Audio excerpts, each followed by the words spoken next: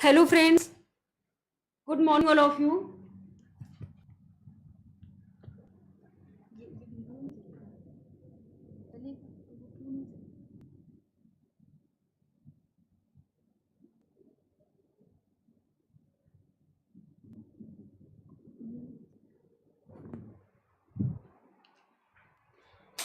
Hello friends, a very good morning all of you. चलिए आज हम आपके लिए कुछ प्रैक्टिस सेट लेके आए हैं बिकॉज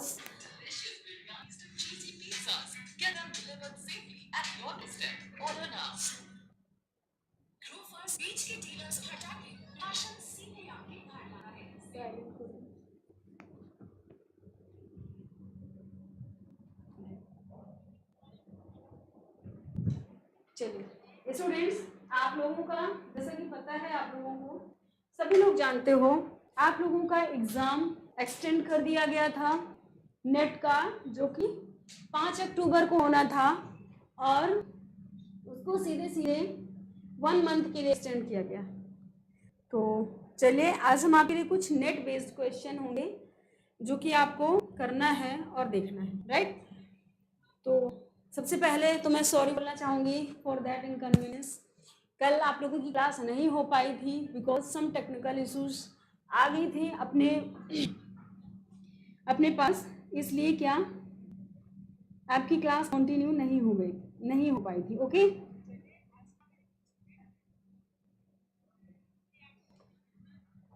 तो सब लोग फ्रेश होना पूर्ण रूप से।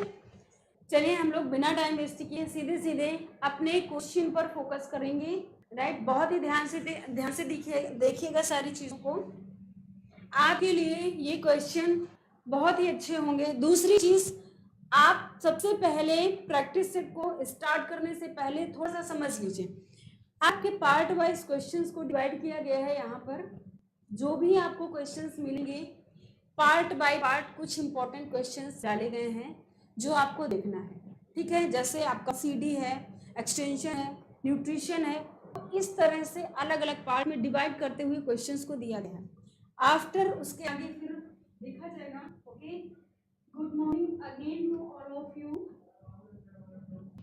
देखिए फर्स्ट क्वेश्चन आप जैसा कि क्या गिवन है आपकी स्क्रीन पर कि पहला क्वेश्चन है, नवजात शिशु के तलवे पर पंजे से एड़ी की तरफ सहलाने पर पैर की उंगलियां खुल जाती हैं। यहाँ पर एक एक्टिविटीज को क्या किया जा रहा है, दिखाया जा रहा है। एक्टिविटीज को आपको बताया जा रहा है कि नवजात शिशु के तलवे पर पंजे से। देखिए यहाँ पर ये किससे रिलेटेड है, ये क्वेश्चन किससे रिलेटेड है, सीडी से, राइट। सीडी के साथ साथ आपको इसमें सीडी मतलब चाइल्ड डेवलपमेंट, उसके बाद आपका यहाँ पर रिफ्लेक्स आपने पढ़ा होगा। 1 मिनट, रिफ्लेक्सेस आपने यहाँ पर एक तरह से बच्चों की क्या प्रतिक्रियाएं होती हैं जो कि खासकर एक पर्टिकुलर एज में ही देखने को मिलती है। सबसे पहली बात यही आ जाती है कि मैम रिफ्लेक्सेस क्या है, क्या रिफ्लेक्सेस हैं, क्या रिफ्लेक्सेस होती हैं क्रियाएं, प्रतिवर्ती क्रियाएं जो कि बच्चे में एक देखने को मिलती हैं। और ये क्रियाएं ऐसा नहीं है कि एक बार आ गई तो वो आपके पास स्थायी रूप से स्टे करेंगी, नो, ऐसा नहीं होता है। ये क्रियाएं रिफ्लेक्सेस ऐसी क्रियाएं होती हैं जो कि आती हैं और आफ्टर सम टाइम क्या हो जाती हैं, ये गायब हो जाती हैं, ठीक है ना, मतलब कि डिसअपियर्ड हो जाती हैं। तो आपसे क्वेश्चन यहाँ पर नेट में क्या है, कई टाइप से पूछा जाता है। जैसे ये भी पूछ लिया जाता है कि यहाँ पर तो आपकी क्रिया को मेंशन कर दिया गया है, अदरवाइज आपने देखा होगा कि नेट के पेपर में ऐसे पूछ दिया जाता है कि आप उन क्रियाओं को अलग छांटिए जो 4 महीने के अंदर देखने को मिलती है या जो 6 महीने के अंदर देखने को मिलती हैं, ठीक है। तो चलिए पहले आप ये समझिए कि ये है क्या, आफ्टर देन आप क्या करेंगे, आंसर को गेस करेंगे और बताएंगे हमें, ठीक। सबसे पहला दिया है क्या, पामर ग्राफ्स। ये क्या है, पामर ग्राफ्स। देखिए इसमें क्या होता है कि बच्चा जब एक नवजात शिशु होता है, आप देखते हो कि जैसे उसका बर्थ होता है तो उसकी मुट्ठियां बंद रहती हैं, क्या रहती है, मुट्ठियां बंद रहती हैं। तो उसके जब आप उन मुट्ठियों के अंदर अपनी फिंगर डालते हो तो वो उस फिंगर को क्या करता है, पकड़ लेता है। आपने ये भी मेजर किया होगा कि बच्चा पहले तो इस तरह से पकड़ता है कि आप फिंगर को छुआएंगे तो पकड़ेगा, लेकिन आप हटाएंगे तो कोई इतना रिएक्शन नहीं लेगा। लेकिन होता क्या है, जैसे जैसे बच्चे की मांसपेशियों में कुशलता आती है तो वो क्या करता है, जैसे जैसे कुशलता आती है, आवाज कैसी, मैम की आवाज कैसी आ रही, वॉइस बिल्कुल सही है बेटा, आपकी हो सकता है थोड़ा सा प्रॉब्लम हो, सेट में रिफ्रेश कर लीजिए, ठीक है। तब होता है बच्चा तेजी से पकड़ लेता है आपकी फिंगर को। तो एक जो शिशु है वो आपकी इस तरह से, बच्चे की ये क्या है, मुट्ठी है, आपने अपनी फिंगर अंदर डाली और बच्चे ने क्या कर लिया, ऐसे पकड़ लिया, फिर आप ऐसे थोड़ा सा हिलाते हो और अपनी फिंगर खींच लेते हो। That's called palmar grasp. क्या कहलाता है, दैट्स कॉल्ड पामर ग्राफ्स। मतलब ये शिशु की मुट्ठी है, आपने क्या किया, अपनी फिंगर को ऐसे पकड़ाते हो, बच्चा पकड़ लेता है, उसको नहीं पता होता है कि व्हाट इज दिस, लेकिन आपको पता होना चाहिए कि ये क्या है, यही उसकी हरकत, यही उसकी क्रिया क्या कहलाती है, पामर ग्राफ्स। उसके बाद हम बात करते हैं किसकी, मोरो की। मोरो समझ लीजिए ये क्या है। मोरो में क्या होता है कि जब न्यू बॉर्न बेबी होते हैं ना, तो वो न्यू बॉर्न बेबी जो होते हैं उनको आप जब सेमी सिटिंग पोजीशन जैसा करते हो, semi sitting position I mean अर्ध, मतलब कि उनको अर्ध सिटिंग पोजीशन। अब एक शिशु तो नहीं बैठ सकता है ना, लेकिन आप उसको ऐसे लेते हो तो वो क्या लगभग आपका 30 एंगल पर 45 डिग्री की कोण पर रहता है, लगभग 45 डिग्री के कोण पर रहता है। तब आप क्या करते हो, या आपने देखा होगा, ध्यान से समझिएगा, इन रिफ्लेक्सेस में बहुत ही माइनर पॉइंट आपको डिफरेंसेस देखने को मिलते हैं, और यही आपको क्या इंक्रीजिंग ऑर्डर पर ले जाते हैं, और आप इन्हीं चीजों को ध्यान नहीं देते हो तो डिक्रीजिंग ऑर्डर पर आपको ला देते हैं, ठीक है। तो ध्यान से समझना है कि ये मोरो है क्या। तो मोरो में जब बच्चे को आप खिलाते खिलाते आप लोग क्या करते हो, थोड़ा सा उछालने लगते हो, ऐसे ऐसे उछालते हो ना, या क्या करते हो, नहीं उछालते तो थोड़ा डाउन कर देते हो, नीचे की तरफ कर देते हो। तो उस टाइम क्या होता है, तो कि बच्चे इसके रिस्पॉन्स में क्या करते हैं, अपनी आर्म्स को रैपिडली एबडक्ट कर देते हैं, एबडक्ट करते हैं, और इसके साथ साथ एक्सटेंड भी करते हैं। मतलब कि बच्चे को हवा पर ऐसे उछालते हो तो अपनी भुजाओं को भी ऐसे ऊपर करते हैं, और बाद में अपने हाथों को क्या करते हैं, फैलाते हैं, अपनी फिंगर्स को फैलाते हैं, और अपनी जो उसकी आर्म्स होती है ना ये, तो उनको क्या करता है, बाहर की तरफ ले जाता है। दैट्स कॉल्ड मोरो। ऐसा क्यों होता है, क्योंकि बच्चे को डर लगा रहता है, उसको डर लगता है। तो यही क्या है कि बच्चा रैपिडली ये रिस्पॉन्स देता है तुरंत। अगर आप उसको जमीन पर छोड़ते तो भी वो अपनी क्या करता है, अपनी भुजाओं को, अपनी आर्म्स को अपनी बॉडी से बाहर की तरफ ले जाता है। किस बेस पर, अपने बचाव के बेस पर। उसके अंदर डर होता है, भले बेशक वो अभिव्यक्त नहीं कर सकता, लेकिन वो शो कर सकता है ना। तो यही क्या होता है आपका मोरो, ठीक है, क्लियर हुआ। उसके बाद हम बात करते हैं रूटिंग। रूटिंग क्या होता है, रूटिंग का मतलब होता है मुड़ना, घुमाना। छोटे बेबी होते हैं, जो न्यू बॉर्न बेबी होते हैं, उनमें क्या होता है, बच्चे फीडिंग करते हैं उस दौरान। फिर क्या होता है, आप उनकी मुंह पर अपनी फिंगर को टच कराते हो। क्या कराते हो, टच कराते हो। आप जब इस तरफ फिंगर रखते हो, मेरा फेस देखिएगा, मेरे एक्सप्रेशंस देखिएगा, ठीक है। यहाँ पर आपने क्या किया, अपनी फिंगर को बच्चे की इस तरफ लगाया, तो बच्चा भी अपने फेस को ऐसे ऐसे ऐसे टर्न करता है। फिर आपने फिंगर को तुरंत इस तरफ कर, तो बच्चा ऐसे ऐसे ऐसे अपनी बॉडी, अपने फेस को क्या करता है, रोटेट करता है, मतलब रूटिंग करता है, मतलब रोटेट करता है, ठीक है ना। तो जब इस तरह से रोटेट करता है, और फिर क्या करता है, वो कोशिश करता है आपकी फिंगर को अपने मुंह पर डाल ले, ठीक है ना। तो यही क्या होता है, रूटिंग। दैट्स कॉल्ड रूटिंग, ठीक है। अब क्या करते हैं कि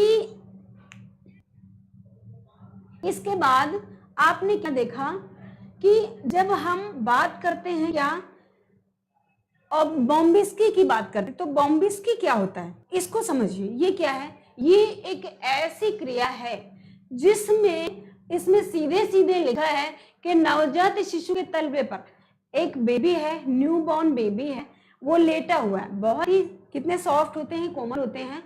तो आप उसकी सपोज दैट, अब आपको यहाँ पर मैथमेटिक्स जैसा फॉलो करना है और उसी तरीके से क्या करना है, समझना है। मान लीजिए बच्चे का क्या है, तलवा है, तो बच्चे की फिंगर आपने देखा हुआ ऐसे चिपकी नहीं रहती, थोड़ी थोड़ी ऐसे फैली रहती है ना। सपोज दैट ये है क्या, बच्चे का तलवा, और आपने क्या किया, किसी भी ऑब्जेक्ट को, ब्लंट ऑब्जेक्ट को, किसको, ब्लंट ऑब्जेक्ट को आप क्या करेंगे, किसी भी ब्लंट ऑब्जेक्ट को लेंगे, मतलब बाहरी चीज जैसे ये क्या हो गया हमारा, ये पॉइंटर है, ये बच्चे का तलवा है, अब ये क्या हो गया, ब्लंट ऑब्जेक्ट हुआ ना, दैट्स कॉल्ड ब्लंट ऑब्जेक्ट। आप क्या करोगे, ऐसे बच्चे के आप अगर टच करते हो उसके तलवे पर, तो जैसे जैसे बच्चे को जिस तरह से टचिंग पॉइंट महसूस होगा, बच्चा अपने इस तरह से ऐसे, जैसे जैसे आप ऊपर लाओगे, बच्चा अपने थोड़ा सा फिंगर को बाहर की तरफ करता जाएगा, ठीक है ना। मतलब इस पोजीशन में उसका पैर था और जिस तरफ ऑब्जेक्ट टच होता गया वो क्या करता गया, ऐसे ऐसे ऐसे ऐसे मोड़ता गया, ठीक है ना। तो दैट्स कॉल, वो पूरा, अब ये फिंगर है तो ये पूरी ऐसे हो जानी, बट पैर ऐसे नहीं हो पाते ना, तो वो थोड़ा सा ऐसे क्या करते हैं, टच। ये बहुत ही माइनर डिफरेंसेस होते हैं। तो क्या होता है, वही होता है आपका बॉम्बिस्की। तो अब बताइए इन चारों में राइट ऑप्शन कौन सा जाएगा। जैसे नवजात शिशु के तलवे पर पंजे से एड़ी की तरफ सहलाने पर पैर की उंगलियां खुल जाती हैं, पैर की उंगलियां खुलती जाती हैं, बच्चा महसूस करता है कि हमें किसी चीज से, किसी ब्लंट ऑब्जेक्ट से टच कराया जा रहा है, ठीक है। तो ये आप बताइए इसका राइट आंसर क्या होगा। इसका राइट आंसर किस पर जाएगा, ऑप्शन नंबर डी पर, ठीक है ना। किस पर जाएगा, ऑप्शन नंबर डी पर जाएगा, ठीक है। ओके बच्चे, समझ में आई बात। चारों ऑप्शंस क्लियर हुए। रिफ्लेक्सेस हैं क्या, ऐसे रिफ्लेक्सेस का मतलब होता है क्रियाएं नवजात शिशु में, न्यू बॉर्न बेबी पर जब हम किसी भी उन क्रियाओं को ऑब्जेक्ट करते हैं जिनसे बच्चा क्या करता है, ऑब्जर्व करते हैं, जिनसे बच्चा बिल्कुल वाकिफ नहीं रहता है, ठीक है ना। उन चीजों को हम लोग इवेलुएट करते हैं, उनको जानते हैं, उनको समझते हैं। पाल्मर ग्राफ्स में क्या करता है, बच्चा फिंगर को पकड़ता है, किसी की भी फिंगर को, चाहे वो बेबी हो, जरूरी नहीं उसके पेरेंट्स ही हो, एनीवे कोई भी हो। सपोज दैट ये मुट्ठी है, उसने क्या किया, किसी भी चीज को ऐसे पकड़ लेगा। अब जरूरी नहीं है कि हमने फिंगर लगाया, फिंगर, आप इस पेन को भी लगा देंगे, आप इस पॉइंटर को लगा देंगे तो भी बच्चा क्या करेगा, पकड़ लेगा। That's called Palmer. मोरो क्या होता है, मोरो भी मैंने आपको बता दिया कि जो मोरो होता है वो हमारा क्या होता है, आप जैसे ही बच्चे को 45 डिग्री एंगल पर उछलते हो तो वो उसकी रैपिडली क्या करता है, उसके रिस्पॉन्स में बेबी अपनी आर्म्स को रैपिडली एब्डक्ट और एक्सटेंड करता है, ठीक है ना। रैपिडली एब्डक्ट और एक्सटेंड करता है, समझने की कोशिश करिएगा। और कुछ मैंने आपको बताया, अपनी क्लास में बताया कि आप लोग कुछ ऐसे हमारे पास शब्दावलियां होती हैं जिनको हमें थोड़ा सा, आप अगर इंग्लिश वर्जन में देखे हो, आपके लिए बहुत ही बेनिफिट साबित होती है, राइट।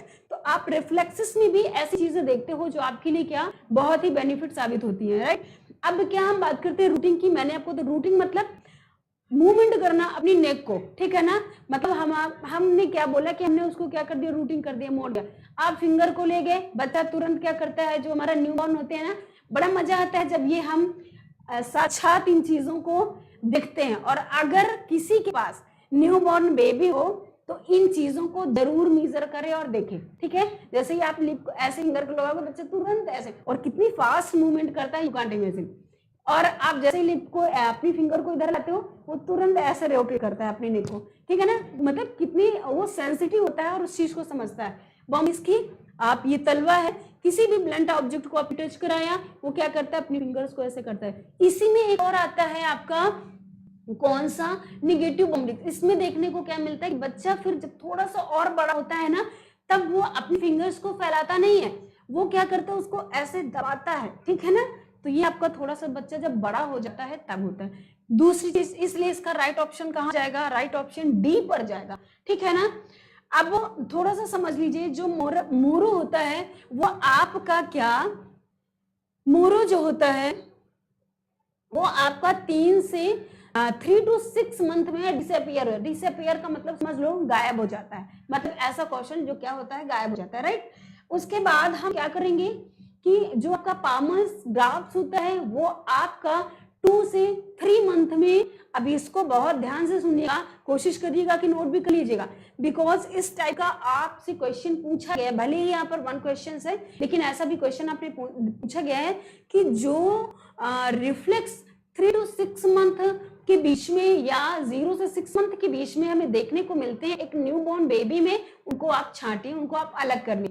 तो ये रिफ्लेक्सेस आपको एक साथ लिख देते हैं और आपको क्या करना होता है, अलग करना होता है, राइट। तो आप समझ लीजिए पामोग्राफ्स जो होता है वो आपका 3 to 4 मंथ में डिसअपियर हो जाता है, मतलब देखने को नहीं मिलता है। उसके बाद जो मूरो होता है वो आपका 3 to 6 मंथ में क्या हो जाता है, डिसअपियर हो जाता है। उसके बाद जो आपका रूटिंग होता है, जो रूटिंग की हम बात करते हैं, तो ये भी आपका क्या 3 to 4 मंथ में डिसअपियर हो जाता है। और जो आपका बॉम्बिस्की है ये भी आपका 6 मंथ में डिसअपियर हो जाता है। तो अगर कभी भी इस टाइप का क्वेश्चन पूछ लिया जाए, हालांकि पूछा गया है ऐसा क्वेश्चन, यहाँ पर क्वेश्चन की बनावट दूसरी है लेकिन सेम ये चारों ऑप्शन आपके वहां पर क्या काम कर जाएंगे। ओके, तो अगर आप लोग यहाँ तक कोई दिक्कत नहीं, can I proceed for the next questions? Yes, okay okay, thank you all of you. तो चलिए हम नेक्स्ट क्वेश्चंस की ओर मूव करेंगे, देखेंगे सेकंड क्वेश्चंस हमारा क्या है। सेकंड क्वेश्चन ये देखिए, इसको मोस्ट इंपॉर्टेंट करके अपनी कॉपी में नोट कर लीजिएगा, 99% है चांस आने के। यहां पर आपको इस तरह से क्वेश्चन से तो सभी वाकिफ हैं, हाफ क्वेश्चन पहले आप पढ़ लीजिए, आफ्टर देन हम ये क्वेश्चन बच्चे आपका ना रॉन्ग है, ठीक है, ये क्वेश्चन आपका क्या रॉन्ग है। और हम नेक्स्ट क्वेश्चन देखेंगे, बिकॉज जो आपका सूची 2 में आपने जो देख रहे हो ना ऑप्शंस, यहाँ पर आपके राइट नहीं है, ठीक है ना। अगर एक ऑप्शन होता तो मैं आपको समझा देती, बट यहाँ पर 2 से 3 क्वेश्चंस हम इसको अपनी नेक्स्ट प्रैक्टिस में मेंशन कर लेंगे, नो वरी। नेक्स्ट क्वेश्चंस क्या है आपका, देखते हैं अगला क्वेश्चन। बच्चों का यौन अपराधों के संरक्षण अधिनियम कब अधिनियमित हुआ था? अधिनियमित मतलब पारित होना, अधिनियम मतलब कि एक्ट, एक कानून, ठीक है। थोड़ा सा क्वेश्चन को बहुत जरूरी है सॉल्व करने से पहले आप क्वेश्चंस को क्या करें, उसको समझें, ठीक है। तो बिल्कुल सही बात है आराधना जी, पामस मतलब पाम होल्ड, पाम मतलब आपकी हथेलियां, राइट, वेरी गुड। चलिए हम क्या बताए थे आपको, बच्चों का यौन अपराध। अब यौन अपराध मतलब कि सेक्सुअल हैरेसमेंट, ठीक है। अब हम जब बात करते हैं किसकी, यहाँ पर हम देखते हैं बच्चों का यौन अपराध से संरक्षण अधिनियम। अधिनियम मतलब मैंने बताया आपको बहुत छोटे छोटे पॉइंट होते हैं, अभी आप यहाँ क्वेश्चन में मिल रहे हैं, जब आप क्वेश्चन से ध्यान देंगे तब आपको यही चीजें, आप लोगों ने देखा होगा 2019 के पेपर में ऐसी ऐसी चीजें पूछी गई हैं, आप सोच नहीं सकते हो कि ऐसा पूछा जा सकता है, वो हम आपको आगे बताएंगे। खैर अभी हम क्वेश्चन पर हैं, क्वेश्चन पर फोकस करेंगे, ठीक है। तो अधिनियम का मतलब होता है एक्ट, और अधिनियमित का मतलब होता है लागू करना या पारित करना, दोनों में अंतर समझ गया ना। अब क्वेश्चन को डन करते हैं, समझते हैं कब ये लागू हुआ था। क्या 1986 में आया था, क्या 1956 में आया था, क्या यह अधिनियमित किया गया था 2013 में, या फिर अधिनियमित किया गया था 2012 में? तो कब किया गया था, तो आप समझिए सबसे पहले हम ये जानेंगे कि बच्चों का यौन अपराध से संरक्षण अधिनियम कौन सा है। क्वेश्चन पूछा जाता है, that is very very important question, पूछा जाता है कि यौन अपराधों के संरक्षण के लिए, उनके हम सुरक्षा के लिए कौन सा एक्ट हमारे यहाँ पारित किया गया और कब किया गया। तो 2012 में पारित किया गया था। किस नाम से पारित, बहुत सुना होगा आप लोगों ने, बहुत नाम सुना होगा, कौन सा, पोक्सो, पोक्सो, ठीक है ना, ये नाम बहुत सुना होगा और पोक्सो बहुत पूछा जाता है। 2012 में हुआ क्या था, थोड़ा सा अगर आप कहानी सुन लोगे तो आपको आई थिंक ज्यादा याद रहेगी चीजें। हुआ क्या था पोक्सो में, क्या था कि जो सर्वे, जिस तरह से बहुत ज्यादा केसेस देखने को मिल रहे थे सेक्सुअल हैरेसमेंट से रिलेटेड। तो उसमें क्या था कि जो सर्वे किए गए, होता क्या, जब भी अपने समाज में कुछ ऐसी चीजें हमें देखने को मिलती हैं तो उन पर स्वाभाविक सी बात है, भले ही हम लोग को पता नहीं होता है, लेकिन उन पर रिसर्च चलती रहती हैं। तो जब रिसर्चेस उन पर सर्च हो रहे थे, रिसर्च हो रहे थे, तो ये पाया गया कि भाई ये अपराध बहुत ज्यादा बढ़ रहा है, इस पर जरूरी है कि एक नया कानून बनाया जाए, एक नया नियम लागू किया जाए। तो नियम और कानून जो बनाया गया वो पोक्सो के नाम से बनाया गया, 2012 में बनाया गया। और इसमें इसका नाम फुल फॉर्म क्या है कि prevention of children, prevention of children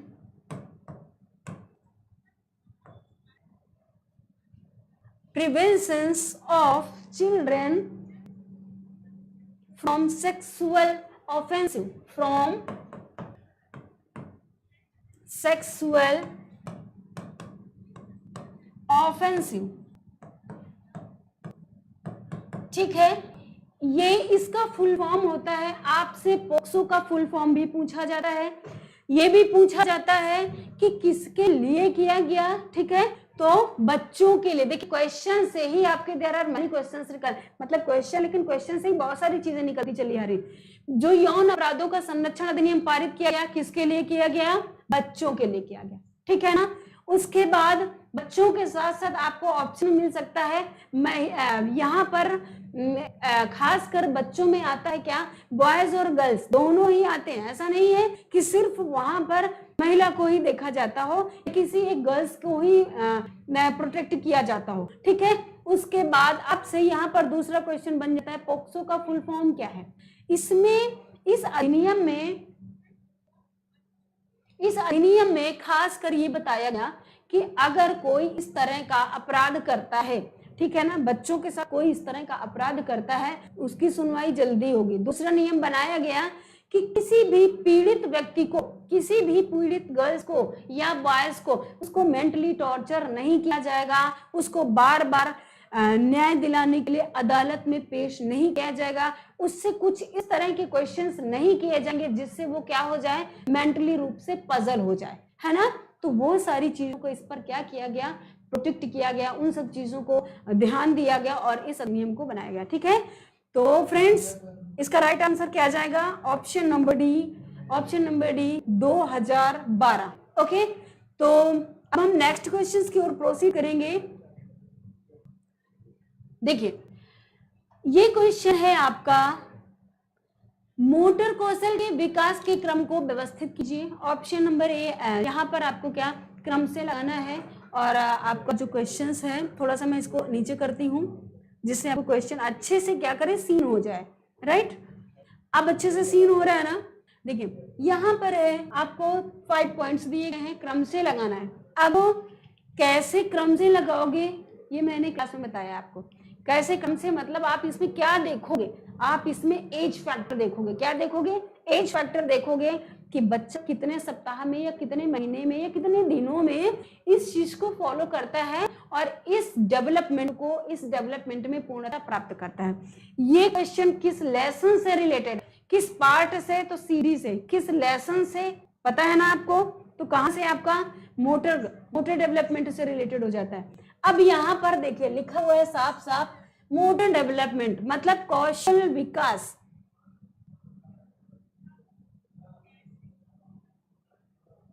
इसको थोड़ा सा समझिए, आप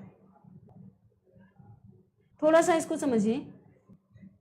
जब हम बात करते हैं किसकी, मोटर डेवलपमेंट की, ओके, जब हम बात करते हैं किसकी, मोटर डेवलपमेंट की, तो ये मोटर डेवलपमेंट है क्या, मतलब कि आपका मोटर डेवलपमेंट आप सीधे सीधे देखते हो कि इसका संबंध हमारी किससे होता है, हमारे शारीरिक मांसपेशियों की परिपक्वता से होता है। किसकी, शरीर की मानसिक जो आपकी मांसपेशी परिपक्वता होती है ना, किसे, मांसपेशीय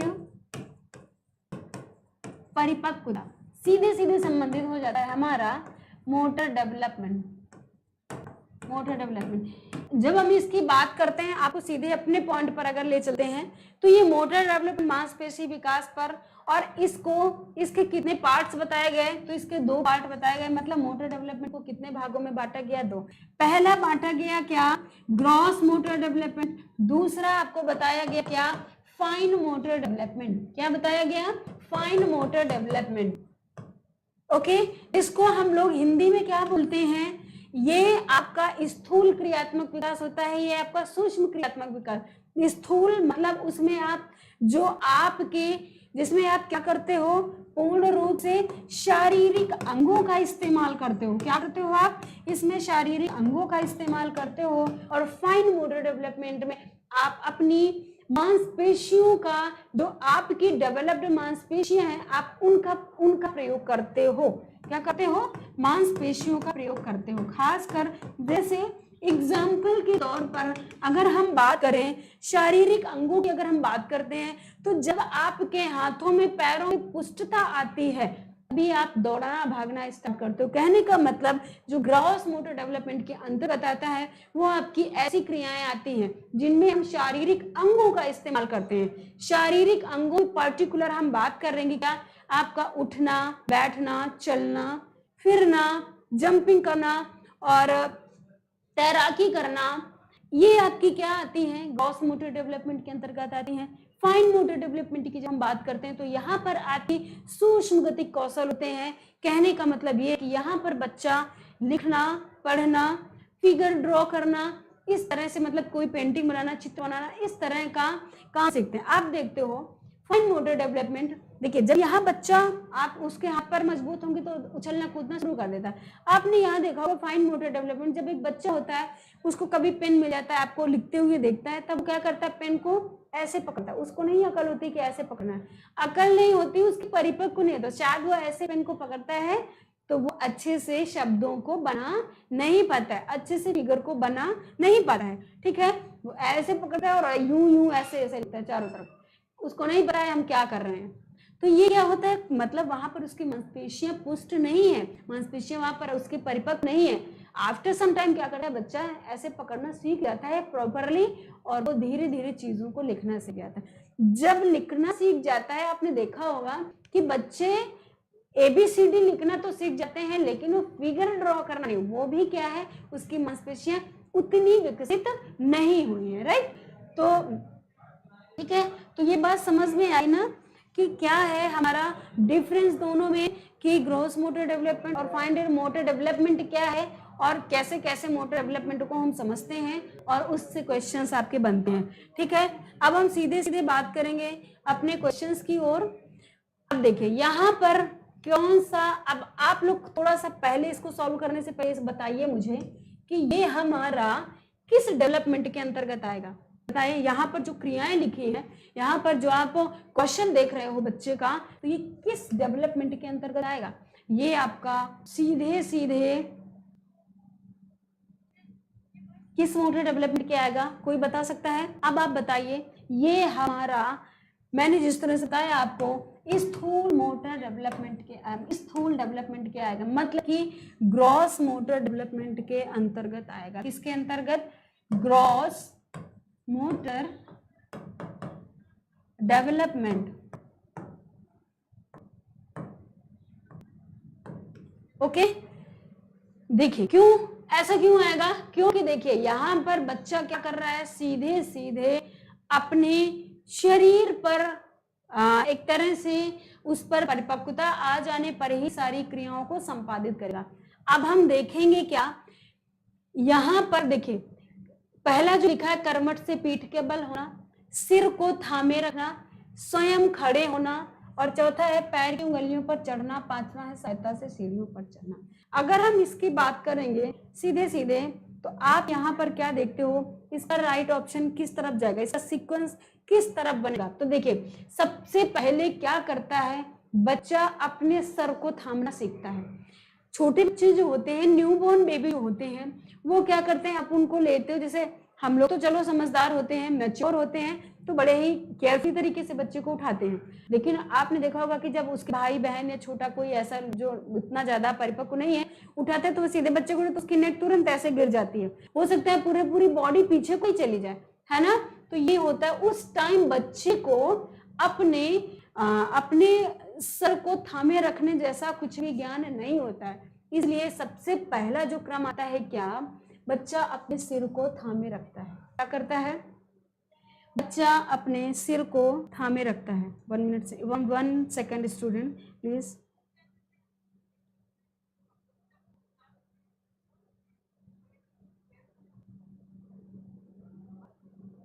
एक सेकेंड।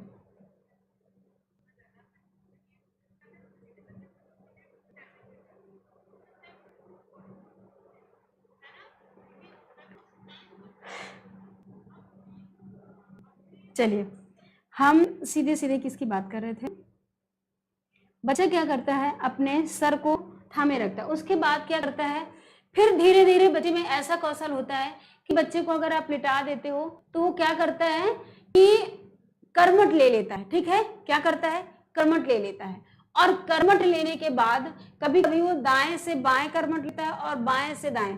क्वेश्चन ऐसे भी पूछ लिया जाता है कि बच्चा लेटा हुआ है, अब जैसे यहाँ पर बोला गया कर्मठ से पीठ के बल होना, ये कौशल, और उसके बाद आता है पीठ से कर्मठ के बल होना, ये भी कौशल, है ना। तो कहने का मतलब ये है कि जब बच्चा सर को थामे रखता है तो यहाँ पर कंडीशंस अलग अलग देखने को मिलती हैं। एक बच्चा जब क्या होता है कि लेटे लेटे अपनी नेक को क्या करता है? संभाले रखता है, ठीक है ना। तो वो कितने महीने में आती हैं? वो आपकी 1 महीने में आते हैं, लेकिन यहाँ पर लेटने पर तो संभाले रखता है। फिर अगर आप उसको 1 महीने में बैठा देते हो तो क्या वो अपनी नेक को प्रोटेक्ट कर पाएगा? क्या वो उसको संभाल पाएगा? नहीं संभाल पाएगा ना। तो जब बच्चा सिटिंग पोजीशन पर होता है, बैठी हुई पोजीशन पर होता है, तब बच्चा क्या करता है? 4 महीने में, मतलब ये परिपक्व, तब वो अपनी हेड को कब तक संभाले? जब वो 4 महीने का हो जाएगा तो बैठते टाइम वो अपने नेक को क्या कर लेता है? पूर्ण रूप से उसका नियंत्रण आ जाता है। तो अलग अलग है, लेटने पर सिर को थामे रखना 1 महीने पर परिपक्वता आती है, वहीं पर जब बच्चा लेटा हुआ होता है, बैठा हुआ होता है, तब क्या करता है? वो 4 महीने पर ये परिपक्वता उसके अंदर आती है। उसके बाद हम बात करेंगे क्या, सेकेंड जो आपका आएगा वो कौन सा होगा? कर्मठ से पीठ के बल होना। ठीक है, कर्मठ से पीठ के बल होना, ये जो कौशल है वो बच्चे का 2 माह में देखने को मिलता है। बच्चा क्या करता है? पलटने लगता है ना, लेटा हुआ होता है तो वो कर्मठ से कर्मठ ले लेता है। ठीक, उसके बाद जो आपका ऑप्शन है क्या कि सीधे सीधे स्वयं खड़े होने लगे। अब यहाँ पर दिया है स्वयं खड़े होना, तो इसको हम एज फैक्टर करेंगे। बच्चा अपने आप से कब खड़ा होने लगता है? तो बच्चा अपने आप से 11 महीने में खड़ा होने लगता है। उसको किसी भी सहारे की जरूरत नहीं पड़ती है, ना खड़ा करने की जरूरत पड़ता है। बच्चा सीधे सीधे क्या करता है? खड़ा होने लगता है। ठीक है ना। उसके बाद पैर की अंगुलियों पर चलना, पैर की अंगुलियों पर कितने महीने पर चलना सीखता है? तो वो 30 माह में। कितने माह में? 30 माह में पैर की उंगलियों पर चलना शुरू करता है 30 माह में। ठीक है, और उसके बाद वो किसी जो आपका लास्ट पॉइंट है कि सहायता से सीढ़ियों पर चढ़ना, ये कितने महीने में कौशल आता है? तो ये कौशल आता है आपका 20 माह में। ये आप इसको क्या करिएगा, ये एज फैक्टर जो यहाँ पर बताया गया है, इस एज फैक्टर को ध्यान दीजिएगा। ठीक है ना। ऐसे ही आपके मोटर डेवलपमेंट से रिलेटेड क्वेश्चंस पूछे जाते हैं। ठीक है, तो देखिए यहाँ पर जो कौशल बताएगा, अब इसको सीक्वेंस से लगाइए। अब इस एज फैक्टर के अकॉर्डिंग सीक्वेंस से लगाइए कौन कौन सा कौशल आपको पहले देखने को मिलेगा। तो सबसे पहला हमारा 1 माह होगा। ठीक है, उसके बाद हम 2 माह को लेंगे, फिर हम 11 माह को लेंगे, फिर 20 माह को लेंगे, फिर 30 माह को लेंगे। तो देखिए आपका पहला जो आएगा दूसरा पहला, तो दूसरा पहला, इसमें तुरंत हमको देखना है दूसरा पहला कहाँ मिला, इसमें मिला, मतलब ये क्या हो गए? बेकार हो गए, इनको तुरंत काट दिया, यहाँ पर हमको देखना ही नहीं है। तो दूसरा मिल गया, पहला मिल गया, उसके बाद आपको तीसरा मिल गया, यहाँ तक तो सब ठीक ठाक है। उसके बाद क्या? पैर की उंगलियां 3 माह में हो रही है, नहीं कौन सा आएगा आपका 5वां आएगा, यानी कि आपका राइट आंसर क्या होगा, ऑप्शन नंबर डी। इस तरह से आपको क्वेश्चंस अपने देखने होते हैं। यहाँ पर आपको सिर्फ सीक्वेंस ही नहीं देख लेना, एज फैक्टर भी देखते चलना है, ठीक है। तो चलिए यहां तक समझ में आया, किसी को कोई प्रॉब्लम? यहां पर किसी को बिंदु गुप्ता, नो, सी कैसे हो जाएगा भाई, option number D is the right option, option number D is the right option. Okay, चलिए हम अब आगे की तरफ प्रोसीड करते हैं, नेक्स्ट क्वेश्चंस की ओर चलते हैं। देखिए ये आपका क्वेश्चन है, यहां पर आपको ये मैचिंग वाला क्वेश्चन है और पूरा क्वेश्चन दिख रहा है आपको, थोड़ा सा ऊपर और कर दूं, अब क्वेश्चन पूरा दिख रहा है, आई थिंक पूरा दिख रहा है, ठीक है। अब हम चलिए इस पर देखते हैं। यहां पर आपका जो ये कुछ ऐसे विकास देखने को मिल रहे हैं, कहने का मतलब जो ये ABCD दिया हुआ है और यहाँ पर नंबर्स दिए हैं, आपको इसमें मैच करना है, ठीक है। अब मैच करना कैसे करना है, सबसे पहले ये बताइए कि जो स्वायत्ता बनाम लज्जा और संदेह है और ये पहल बनाम अपराध भाव, ये सारी चीजें आपको देखकर क्या फील हो रहा है, कहाँ से संबंधित है, ये आपका कहाँ से संबंधित है? तो ये सीधे सीधे बच्चे हमारे साइकोलॉजी से संबंधित है, ठीक है ना। ये सिद्धांत किसने दिए हैं, ये सिद्धांत हमारे एरी एरिक्सन महोदय ने दिया है। एरी एरिक्सन महोदय का कौन सा, उन्होंने पूछ लिया जाता है कि एरिक्सन महोदय का कौन सा सिद्धांत है, तो एरिक्सन महोदय ने मनोसामाजिक सिद्धांत बताया। कौन सा? मनोसामाजिक सिद्धांत किसने दिया? एरिक्सन महोदय ने। एरिक्सन महोदय ने जो अपनी स्टेप बताए, उन्होंने कितने स्टेप बताए हैं? 8 स्टेप बताए हैं। यहाँ पर कितने स्टेप पूछे गए हैं? 1 2 3 4 5 स्टेप पूछे गए हैं, जिनमें कि यहाँ पर बताया गया है या पूछा गया है कि ये कौशलता बच्चे में कब देखने को मिलता है, ठीक है ना। तो कहने का मतलब आपको एरी एरिक्सन महोदय ने हमारे मनोसामाजिक सिद्धांत का प्रतिपादन किया और उन्होंने उस मनोसामाजिक सिद्धांत में अपने इन 8 स्टेप्स को बताया है, ठीक है। तो चलिए इसको सॉल्व करना स्टार्ट किया जाए। तो यहाँ पर दिया है स्वायत्ता बनाम लज्जा और संदेह, पहला, ठीक है ना। क्या दिया हुआ है? स्वायत्ता बनाम लज्जा और संदेह। हम जब इसकी बात करते हैं, देखिए पहले इसको समझ लीजिए थोड़ा सा। यहाँ पर इस उम्र में बच्चे को क्या किया जाता है, ये सीधे सीधे संबंधित हो जाता है आपका, देखिए यहाँ पर सीधे सीधे आपका संबंधित हो जाता है क्या, आपका ऑप्शन नंबर 2, जन्म से 1 वर्ष, ठीक है ना। कितना संबंधित हो जाता है? जन्म से 1 वर्ष संबंधित हो जाता है। Sorry, this is the wrong. देखिए सबसे पहले हम बात करते हैं स्वायत्तता बनाम लज्जा की। इसमें क्या होता है, इसको समझिए, ये है क्या, जब इन्होंने कि जब किसी बच्चे को यहाँ पर खासकर प्रशिक्षण किसके लिए दिया जाता है? Toilet training. बोला जाता है टॉयलेट ट्रेनिंग से संबंधित हमारा कौन सा स्टेप है, तो टॉयलेट ट्रेनिंग से हमारा इस एज में स्वायत्तता बनाम लज्जा और संदेह में खासकर बच्चे को प्रशिक्षण किसका दिया जाता है? टॉयलेट ट्रेनिंग का। जब टॉयलेट ट्रेनिंग का दिया जाता है तो यहाँ पर बच्चे की विलिंग पावर हमको देखने को मिलती है। क्या चीज देखने को मिलती है? Willing power. मतलब वो बच्चे जो हैं वो किसके वर्च्यू में काम करते हैं? अपनी इच्छा के वर्च्यू में काम करते हैं। कहने का मतलब यहाँ पर अगर बच्चे को प्रशिक्षण दिया जाता है तो वो क्या करता है, वो अपनी लाइफ को और ही ज्यादा, उसके अंदर कॉन्फिडेंस आता है और वो अपने आप को किसी भी काम को या किसी भी क्रिया को करने में कॉन्फिडेंटल तरीके से करता है। और अगर समय रहते या समय या उम्र के अकॉर्डिंग टॉयलेट ट्रेनिंग उसको नहीं दी जाती है, खासकर टॉयलेट ट्रेनिंग की बात हो रही है यहाँ पर, अगर बात नहीं दी जाती तो उसके अंदर क्या विलिंग पावर जो होती है वो दबती है थोड़ा सा, उसको अपने अंदर क्या आता है? संदेह आता है, ठीक है ना।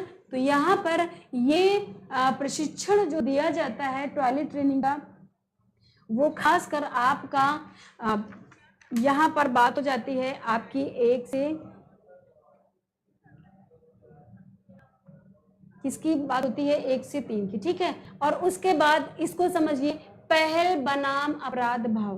पहल बनाम अपराध भाव में यहाँ पर क्या होता है, मेन रूप से आपका पर्पस निर्धारित होता है, ठीक है ना, उद्देश्य होता है। कहने का मतलब जब बच्चा कोई अच्छा काम करता है, ठीक है ना, जब बच्चा कोई अच्छा काम करता है उसके वजह में उसको रिजल्ट कैसा मिलता है, अच्छा मिलता है, रिजल्ट पॉजिटिव रिजल्ट मिलता है, तो वो उस काम को और मन से और अच्छे तरीके से करता है। लेकिन अगर किसी बच्चे को कोई काम दिया गया और उसके बच्चों में उसको क्या किया गया कि उसका जो उसका एक तरह से रिजल्ट मिलता है वो पॉजिटिव नहीं होता है, नेगेटिव होता है, तो उसके अंदर कैसी एक अपराध की फीलिंग आती है। कैसी फीलिंग आती है, अपराध की फीलिंग आती है, ठीक है ना।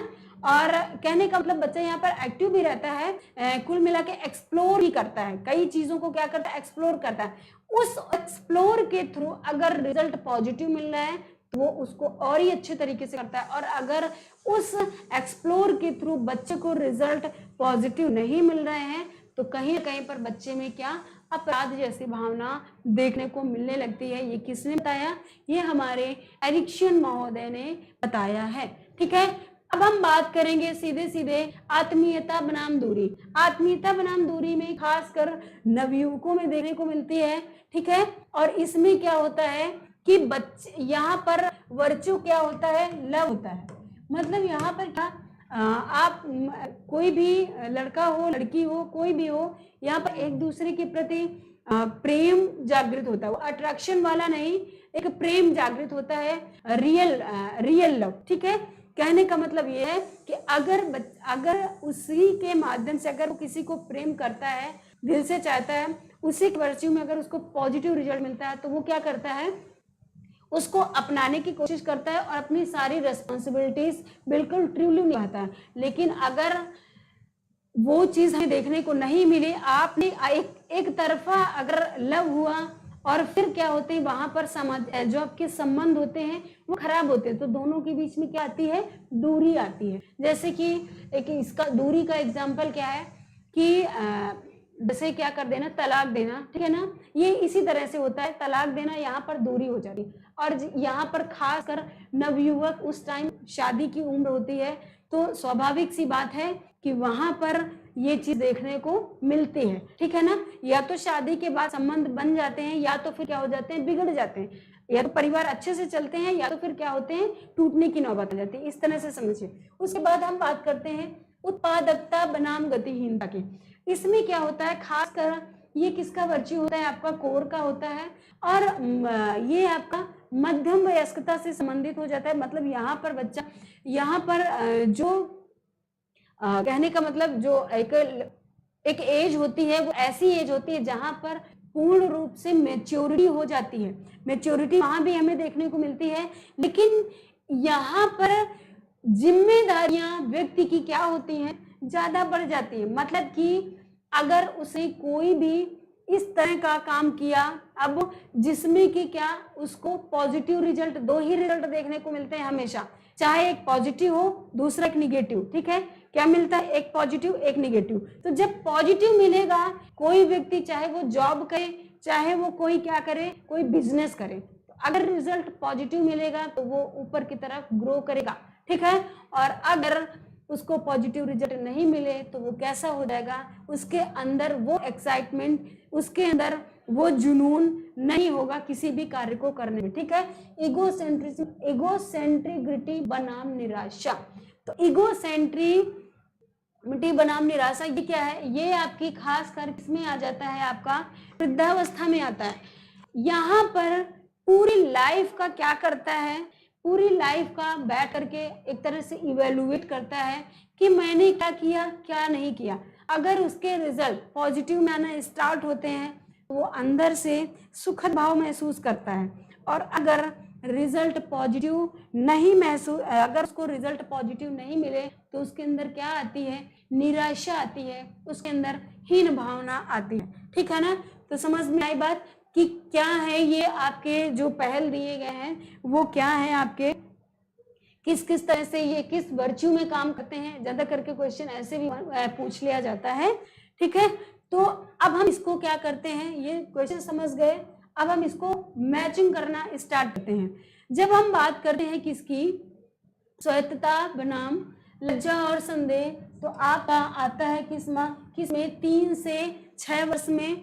और जब हम बात करते हैं पहल बनाम अपराध भाव, ठीक है, तो जब हम बात करेंगे सीधे सीधे पहल बनाम अपराध भाव की, यहां पर आएगा कौन सा, तीसरा, ठीक है, ये आपका तीसरा आएगा। और उसके बाद हम जब ईगोसेंट्रिसिटी की बात करते हैं तो आपका सीधे सीधे वृद्धावस्था में पहुंचेगा, ठीक है। और जो आपकी यहाँ पर दो मध्यम अवस्था लिखी हुई है, ठीक है, तो एक ही मध्यम अवस्था आएगी, वो आएगी कौन सी आएगी आपकी, यहाँ पर उत्पादकता को मध्यम वयस्कता। अब आपको 5वां और 6वां भी देखने को इसके ऑप्शंस सही नहीं दिए हैं, ठीक है ना, इसलिए मैं यहाँ पर आपको मैच करा रही हूँ, सीधे सीधे बता रही हूँ। और जो आपका आत्मीयता बनाम दूरी, वो आपका किस में आएगा, इसमें आएगा नवयुवक में, ठीक है। और यहाँ पर ऑप्शन सही नहीं है, ठीक है। और इसके बाद हम बात करते हैं पहल बनाम अपराध भाव। पहल बनाम अपराध भाव की जब बात करते हैं तो पहल बनाम अपराध भाव आपका एक्सप्लोरेटरी, यहां पर होगा क्या आपका, सीधे सीधे इसके ऑप्शंस बेटा सही से नहीं है, इसको आप ऐसे समझिए, जो पहल बनाम अपराध भाव आता है वो आपका देखने को मिलता है किस में, 3 से 6 एज, ये बिल्कुल सही है। और स्वायत्तता बनाम लज्जा जो होती है वो आपका 1 से 3 में आता है, ठीक है। इसको अलग से नोट कर लीजिए, इस क्वेश्चन के ऑप्शन सही से प्रिंट नहीं है सही से, और ये जो आपके ये चारों 5 पॉइंट दिए गए हैं ये भी ठीक नहीं है, आप नोट कर लीजिए, अलग से नोट कर लीजिए। इसको क्या करिए आप, स्वायत्तता बनाम लज्जा, ये आपका कितने में आता है, अलग से मैं इसको बता दे रही हूं जिससे कि क्या कोई कंफ्यूजन ना रहे, ठीक है। देखिए नोट करिए यहाँ पर, स्वायत्तता बनाम लज्जा, स्वायत्तता बनाम लज्जा कितने में आता है, बिल्कुल सही सही नोट करिए, 1 से 3 वर्ष में बच्चे को देखने को मिलता है स्वायत्तता बनाम लज्जा, ठीक है ना, जो कि होता है टॉयलेट ट्रेनिंग से। इसके बाद आपका क्या है, पहलवा अपराध भाव, इसमें पहलवा अपराध भाव किस में देखने को मिलता है, 3 से 6 वर्ष में, ठीक है, किसमें 3 से 6 वर्ष में। उसके बाद आत्मीयता बनाम दूरी नवयुवकों में देखने को मिलती है, किसमें, आत्मीयता बनाम दूरी, ठीक है, आत्मीयता बनाम दूरी, ये किसको इंडिकेट करेगा, हमारे नवयुवक को इंडिकेट करेगा, किशोरा को नहीं, नवयुवक, किशोरावस्था के बाद की जो अवस्था होती है हमारी नवयुवक होती है, ठीक है। उसके बाद उत्पादकता व गतिहीनता, ठीक है, उत्पादकता व गतिहीनता कब देखने को मिलेगी आपकी, किसमें, मध्यम वयस्कता में देखने को मिलती है, किसमें देखने को मिलती है, मध्यम वयस्कता में देखने को मिलती है। इसके बाद हम बात करते हैं इगोसेंट्रिग्रिटी व निराशा,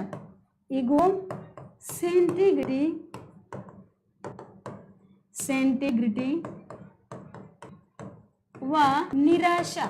जब हम इस तरह का भाव देखते हैं तो ये किस में आता है आपका, ये आपका आता है वृद्धावस्था में, ठीक है, किस में, वृद्धावस्था में, ओके। इस तरह का ये बिल्कुल सही सीरियल्स है इसका, आप इसके अकॉर्डिंग करिए, उस क्वेश्चन में ऑप्शन के अकॉर्डिंग मत करिए, ठीक है। और आप इस तरह से समझ लीजिए, इसी को याद रखिएगा। यहां से क्वेश्चन आपके सिद्धांत से क्वेश्चन अक्सर बनता है, ठीक है, तो यहां तक क्लियर हुआ। अब हम आगे सीधे सीधे बात करेंगे किसकी, नेक्स्ट क्वेश्चंस की। अगर किसी को स्क्रीनशॉट लिखने में टाइम लगेगा, स्क्रीनशॉट लेना हो तो ले सकता है, नो वरी।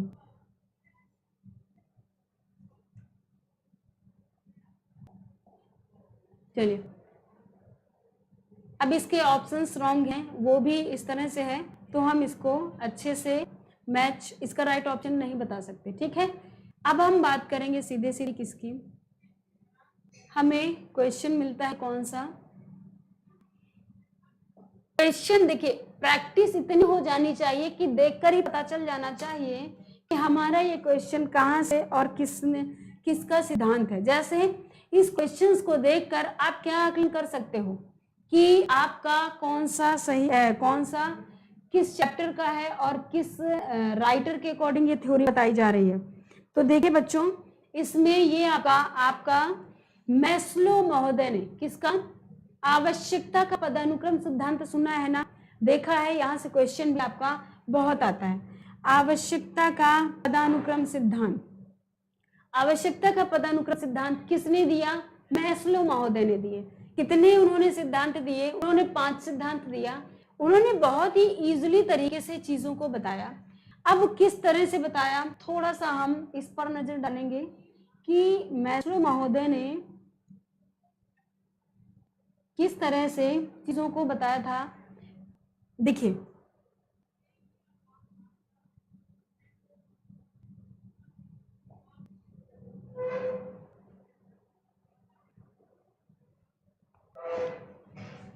देखिए आवश्यकता का पदानुक्रम सिद्धांत, पदानुक्रम सिद्धांत, इन्होंने एक ट्रायंगल बनाते हुए अच्छा खासा और उसके माध्यम से चीजों को बताया। क्या बनाया, एक इस तरह का क्या बनाया उन्होंने, एक ट्रायंगल बनाया और उसमें उन्होंने अपने उन 5 सिद्धांतों को बताया। उन 5 सिद्धांतों को क्या बताया कि उन्होंने सबसे पहले बताया कि बच्चे को साइकोलॉजिकल नीड होती है। क्या होती है, सबसे ज्यादा जरूरी है कि साइकोलॉजिकल नीड, मतलब कि उसके लिए सबसे आवश्यक आवश्यकताएं कौन सी हैं। तो उन्होंने पहले क्या किया, नीड को रख दिया, मतलब किसको, साइकोलॉजिकल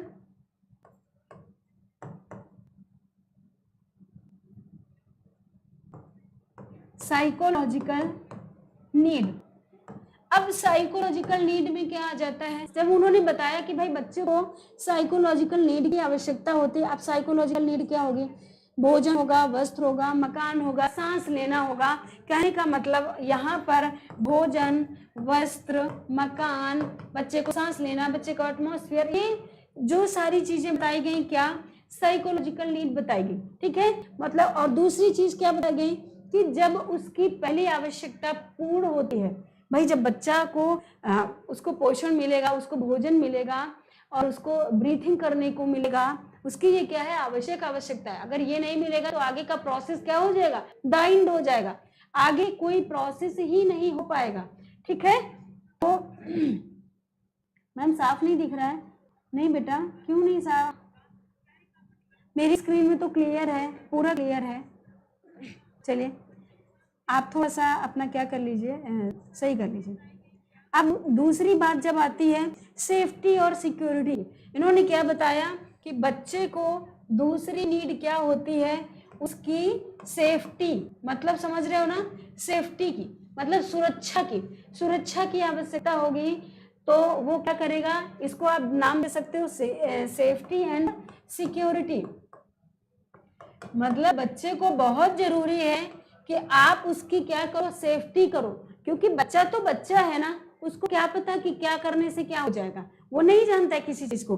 तो पहले उसकी नीड होगी, आवश्यकता होगी, जब उसकी प्राप्ति हो जाएगी तब आप उसके बाद क्या करते हो, आप उसकी सेफ्टी करते हो, आप उसकी सुरक्षात्मक आवश्यकताएं पूरी करते हो। जैसे अब उसकी सुरक्षात्मक अवस्थाएं क्या होगी, उसके हेल्थ पर ध्यान दोगे, क्या करोगे, उसके हेल्थ पर ध्यान दोगे, उसका क्या करोगे आप, उसकी मिला के जो सोशल नीड है उस तरह की आप आवश्यकता, कहने का मतलब जो भी चीजें हैं आप उसकी सुरक्षात्मकता से संबंधित जितनी भी चीजें हैं आप क्या करोगे, उनको फॉलो करोगे। आफ्टर देन आप क्या करते हो कि लव एंड बिलोंगिंग, तीसरा क्या होता है कि बच्चा बच्चे को प्यार की आवश्यकता होती है, ठीक है। और उसके बाद जब बच्चे को प्यार की आवश्यकता होती, कहने का मतलब वो अपनी फैमिली में, अपनी फ्रेंड सर्किल में, अपने वो कुल मिला के किसी भी जगह, हर जगह अगर उसको प्यार मिलता है माँ से या अपनी फैमिली मेंबर्स किसी से भी, तो उसका सीधे सीधे अटैचमेंट कहाँ चला जाता है, उसके संवेगों से चला जाता है, ठीक है ना। तो कहने का मतलब उसको क्या होती है, लव की आवश्यकता होती है, प्यार की आवश्यकता होती है, ठीक है। और उसके बाद क्या होता है, सेल्फ स्टीम। नेक्स्ट आपका आता है किसका, सेल्फ स्टीम से, मतलब वो उसमें क्या आत्म संयमता होती है। जैसे उसमें क्या, इस एज में यहाँ पर बच्चे में सेल्फ कॉन्फिडेंस जागृत होते हैं। कहने का मतलब वो किसी भी चीज में विश्वास करना सीखता है, लोगों में रेस्पेक्ट करना सीखता है कि भाई उसको पूर्ण ज्ञान हो जाता है कि हमारे मम्मी पापा हैं, ये हमारे रिश्तेदार हैं, हमें इनके सामने कैसे पेश आना चाहिए, ये हमारे टीचर्स हैं, हमें इनसे कैसे रेस्पेक्ट से बात करनी चाहिए। कहने का मतलब ये है कि वो पूरी तरह से यहाँ पर कॉन्फिडेंट हो जाता है और वहाँ पर रेस्पेक्टेड जैसी भावनाएं आ जाती हैं। और लास्ट में क्या होता है, बच्चे में सेल्फ एक्चुअलाइजेशन मिल जाता है। कौन सा, सेल्फ एक्चुअलाइजेशन, सेल्फ एक्चुअलाइजेशन मिल जाता है, ठीक है। मतलब बच्चा क्या हो जाता है, स्वयं ही आत्मनिर्भर बन जाता है। बच्चा लास्ट में क्या होता है, अब भाई कोई एक बच्चा है धीरे धीरे ग्रो करता चला जाता है, हम ही लोग हो धीरे धीरे ग्रो करते चले जाते हो, हमेशा दूसरों की तरफ नहीं देखते हैं, हम आत्मनिर्भर भी बनते हैं, हम अपना स्वयं के कामों को करना स्टार्ट कर देते हैं। जैसे आपका क्या आ जाता है, मॉरलिटी आ जाता है, कैपेसिटी आ जाती, क्रिएटिविटी आ जाती है। कहने का मतलब यहाँ पर बच्चा पूर्ण रूप से क्या हो जाता है, क्रिएटिव हो जाता है और मॉरलिटी भी देखने को मिलती है। इसलिए क्या हमारे मैस्लो महोदय ने क्या किया, इस तरह से आवश्यकता का पदानुक्रम सिद्धांत दिया। अब इसी के अकॉर्डिंग आप इन ऑप्शंस को मिलाइए और बताइए, ठीक है। अब बताइए शारीरिक आवश्यकता, बताइए शारीरिक आवश्यकता क्या होगी, शारीरिक आवश्यकता क्या होगी, भोजन और घर। जैसे मैंने आपको बताया था ना, क्या होगा, क्या होगा, भोजन और घर। अगर आपने इसके पहले अच्छे से देखा होगा तो आप ऑटोमेटिक इन सारी इनको मैच कर लेंगे। उसके बाद सुरक्षा की आवश्यकता, ठीक है, क्या करोगे, ठीक है। अब आपको क्या, बच्चे को सुरक्षा की आवश्यकता किसे मिलेगा, आपका भय से मुक्ति, ठीक है। उसके बाद जो सामाजिक आवश्यकता है, उसके बाद सम्मान की आवश्यकता है और स्वकार्यान्वित। अब आप बताइए, इसको फटाफट मिलाइए और मिला करके हमें आंसर दीजिए, फटाफट आंसर दीजिए आप लोग, आप इसका हमें फटाफट आंसर दें।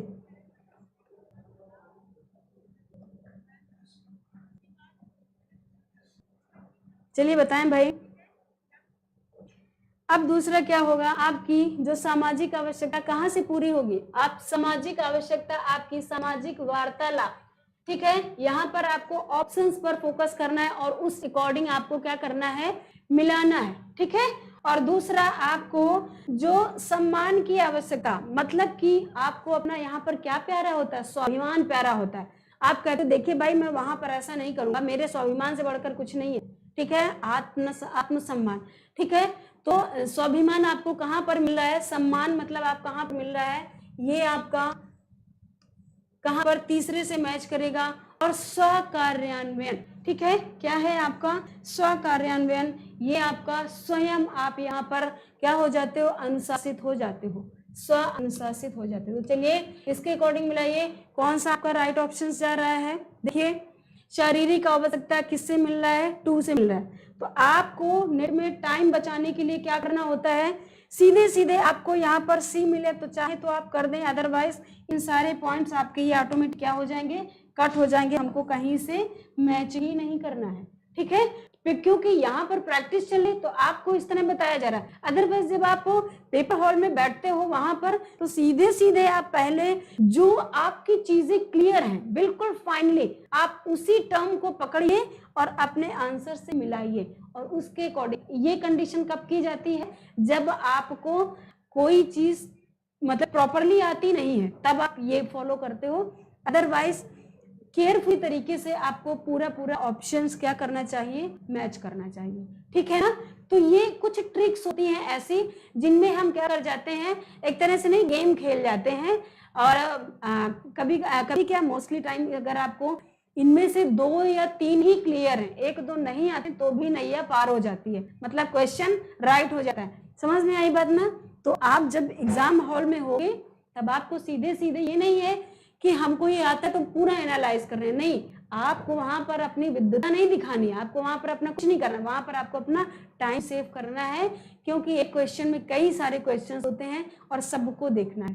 तो जब भी इस तरह के क्वेश्चन आते हैं ये आपका टाइम सेविंग है, एक तरह से शो करते हैं, ठीक है ना। तो जरूरी है आपका, देखिए आपका ए वाला जा रहा है कहां पर, दूसरे पर, आपका बी वाला जा रहा है फर्स्ट पर, आपका सी वाला जा रहा है फोर्थ पर, आपका डी वाला जा रहा है 3 पर, और ई वाला जा रहा है आपका सीधे सीधे 5 पर। इसलिए इसका राइट ऑप्शन क्या होगा, ऑप्शन नंबर सी। तो क्या आपको यहां तक क्वेश्चन को आपको समझ में आया। चलिए अब हम ओके सबका सी, जिसने भी सी मैच किया नाइसली डन, नो डाउट, बिल्कुल राइट है।